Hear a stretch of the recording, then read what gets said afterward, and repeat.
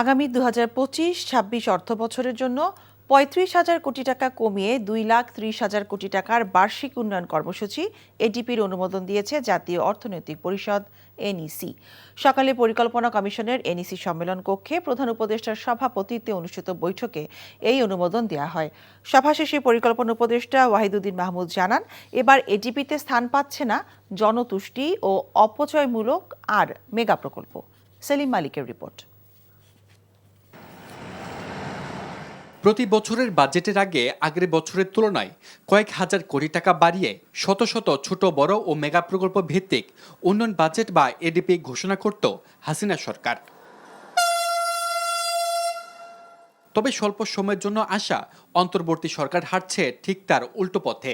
Budget বাড়িয়ে নয়, বরং চলতি বছরের তুলনায় ৩৫,০০০ কোটি টাকা কমিয়ে আগামী বাজেটের জন্য ২,৩০,০০০ কোটি টাকার উন্নয়ন বাজেট অনুমোদন দিল সরকার। অনুমোদিত এডিপির মধ্যে সরকারি তহবিল থেকে সহায়তা আসবে ১,৪৪,০০০ কোটি টাকার, বৈদেশিক ঋণ নেওয়া হবে ৮৬,০০০ কোটি, আর মন্ত্রণালয়গুলো অর্থায়ন করবে আরও ৮,৫৯৯ কোটি টাকা।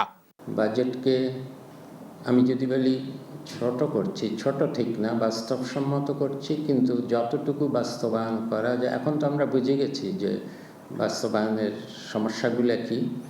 আগামী অর্থ বছরের এডিপিতে সর্বোচ্চ বরাদ্দ পেয়েছে গণপরিবহন ও যোগাযোগ খাত প্রায় ৬০,০০০ কোটি, বিদ্যুৎ ও জ্বালানি খাত ৩২,০০০ কোটি টাকার বেশি, শিক্ষা খাত পেয়েছে প্রায় ৩০,০০০ কোটি টাকা।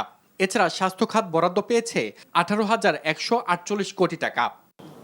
শিক্ষকদের বেতন ভাতা বাড়ানোর একটা দাবি আছে, সেটা কিছুটা করা হচ্ছে।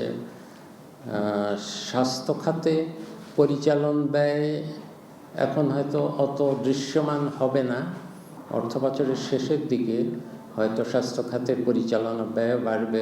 উপদেষ্টা জানিয়েছেন, এবার মোট প্রকল্প নেওয়া হয়েছে প্রায় ১১০০টি, এর মধ্যে বরাদ্দহীন পাইপলাইনে থাকবে প্রায় ৯০০টি প্রকল্প। বাজেটে তো আলাদাভাবে আছেই।